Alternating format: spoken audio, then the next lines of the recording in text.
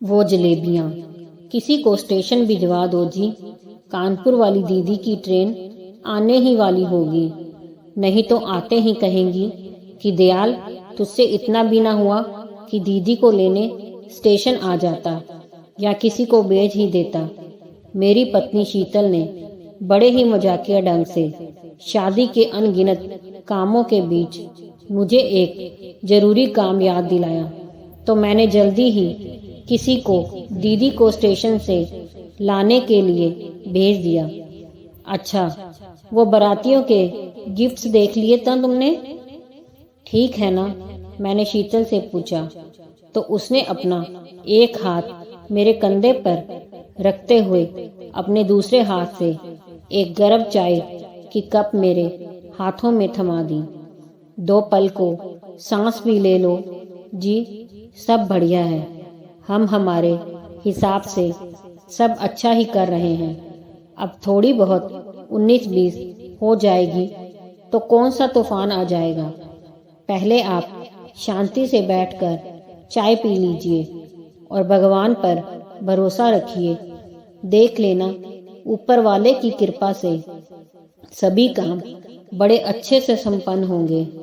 हाँ शीतल, कह तो सही रही थी, पर बेटी की शादी की तैयारियों में जुटा पिता कभी चैन से बैठा देखा है? तो मैं चैन से कैसे बैठ सकता था भला। और शीतल को भी कहाँ चैन था। दो पल भी एक जगह न ठहरती। कभी उसे ये काम याद आता तो कभी उसे वो काम याद आता।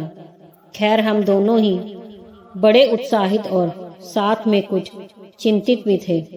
अब हमारी छोटी बिटिया रिहा का ब्याह जो था, शादी की सब तैयारियां लगभग हो चुकी थी। मैरिज हॉल की बुकिंग, रिश्तेदारों को दिए जाने वाले उपहार, बारातियों के स्वागत का इंतजाम, बर्तन, गहने, कपड़े इत्यादि की खरीदारी, शादी की तैयारियां मैंने अपने सामर्थ्य से कहीं ज्यादा कर ली थी। चूंकि मेरे हिसाब से यह हमारे लिए आखिरी बड़ा खर्चा था। पहली दो बड़ी बेटियों की शादी में तो फिर भी पीछे वाली बेटियों के लिए सोचना था, मगर अब सिर्फ रिया ही थी। इसलिए रिया के ब्याह में मैं किसी तरह की कोई भी कमी रखना नहीं चाहता था।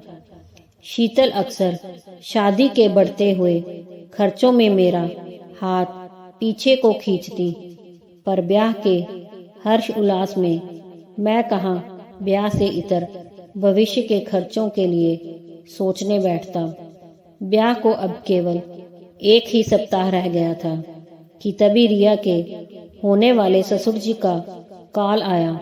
नमस्कार समधी जी, कैसे हैं? हो गई शादी की सारी तैयारियां? जी नमस्कार। यूं तो सारी तैयारियां हो गई, पर तैयारियों का क्या है भाई साहब, शादी वाले दिन तक चलती ही रहती हैं। हाँ हाँ, सही कह रहे हैं आप दयाल जी, उन्होंने ठहाका मारते हुए कहा। दयाल जी, एक बात करनी थी आपसे। जी कहें भाई साहब, मैंने कुछ चिंतित पर विनम्र स्वभाव से कहा। जरा खाने पीने का इंतजाम तगड़ा कर लीजिएगा। वो क्या है ना, हमारे यहाँ खाने पीने के सब बड़े शौकीन हैं। मीठे में आपने 2 चीजें ही रखवाई है ना, उन्हें बढ़ाकर 5 कर दें, और स्टार्टर्स की भी कम से कम 5-7 तो कर ही दें। जी भाई साहब, सब हो जाएगा। मैंने उन्हें तो हाँ कर दी, पर 2 मिनट को शादी के बढ़ते हुए बजट ने उन दिसंबर की सर्द दोपहरी में भी मेरे माथे पर पसीने की बूंदें छलका दी। ब्यूटी पार्लर से लौटी मेरी रिया झट से मेरे परेशान मन को भांप गई। कुछ डिमांड की क्या अतुल के पापा ने आपसे? नहीं नहीं, कुछ नहीं बेटा, मैंने बात को टालते हुए उसके चेहरे का नूर देखकर कहा। अरे वाह, चांद सी चमक रही है हमारी बिटिया रानी। पार्लर जाकर तो तेरा चेहरा और भी खिल उठा। अपनी माँ को भी ले जाती, वो भी थोड़ा यंग दिखने लगती। मैंने अपने बगल में बैठी रिया की माँ शीतल को कोहनी मारते हुए छेड़ा। पापा, आप बात मत घुमाओ, बोलो जल्दी। क्या बोले अतुल के पापा? खाने के कुछ आइटम बढ़ाने को कहा है। लाख इशारे करने पर भी शीतल ने अपना मुंह रिया के सामने खोल ही दिया। आखिर उसका डर भी तो जायज था।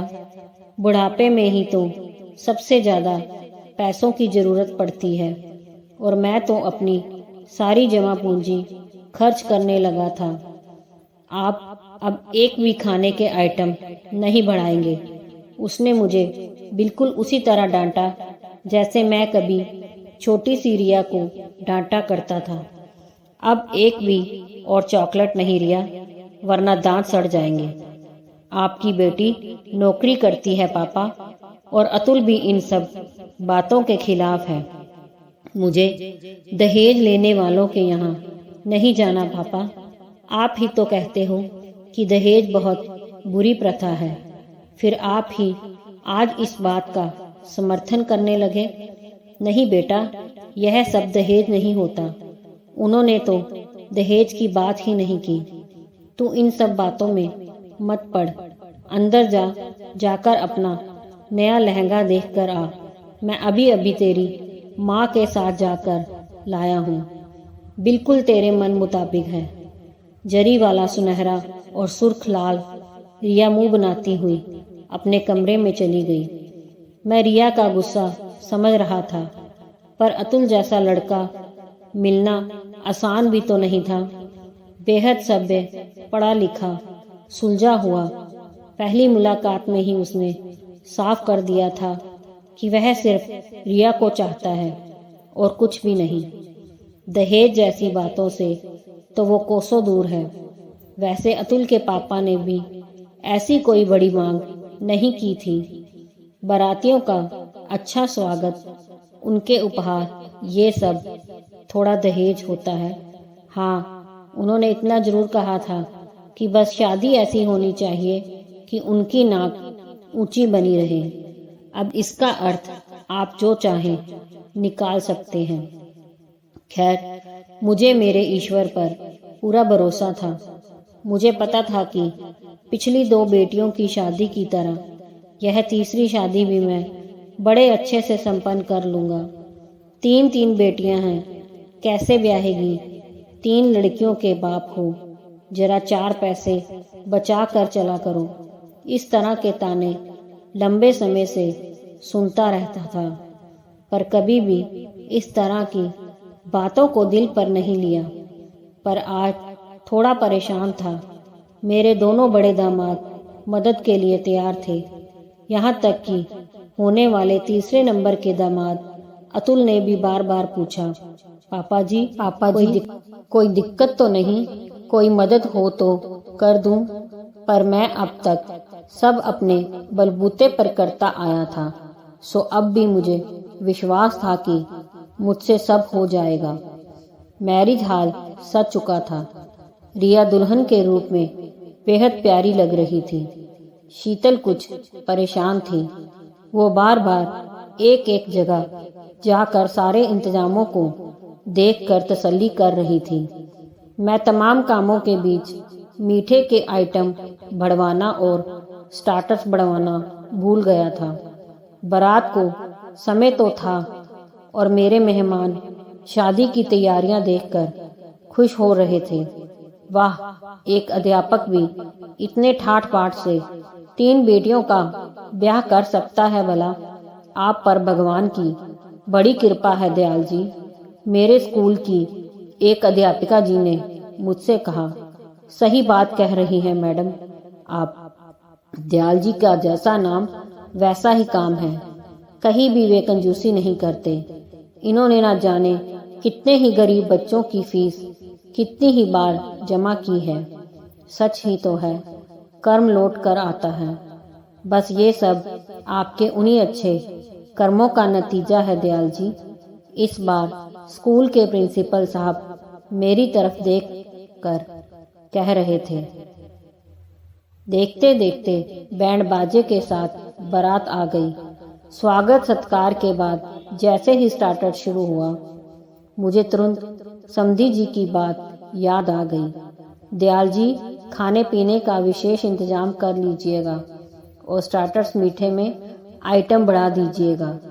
अब एक बार फिर सर्द हवा से मेरे माथे पर पसीने की बूंदें छलकी। बारात आने से पहले सब एक बार ठीक से चेक कर लो दयाल, क्योंकि लाख ध्यान देने से एक एक काम करो, पर शादी के कामों में कुछ ना कुछ जरूरी काम छूट ही जाते हैं।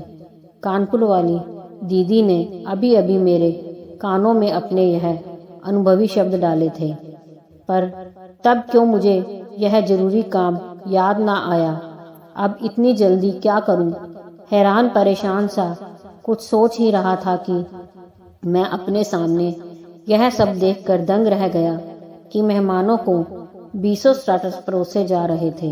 मैं ये सब देखकर बड़ा अचंभित था। मैं भागा भागा कैटरिंग वाले के पास गया तो वह तकरीबन 10 तरह की मिठाइयों का स्टॉल लगवा रहा था। मैंने तत्काल उसे रोका।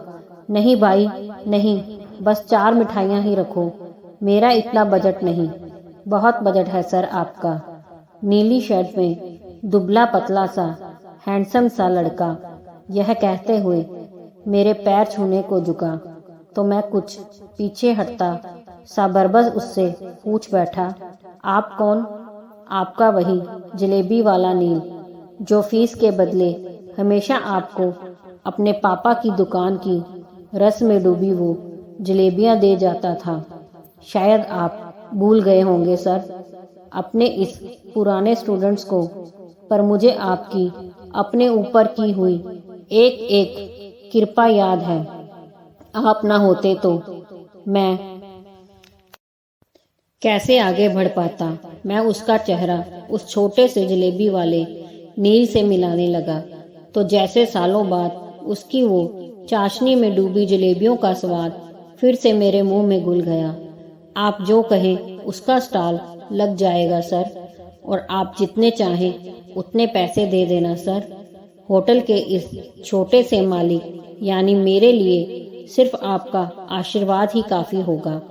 जैसे कभी स्कूल फीस के बदले आपके लिए मेरी लाई वो जलेबियां ही काफ़ी हुआ करती थी।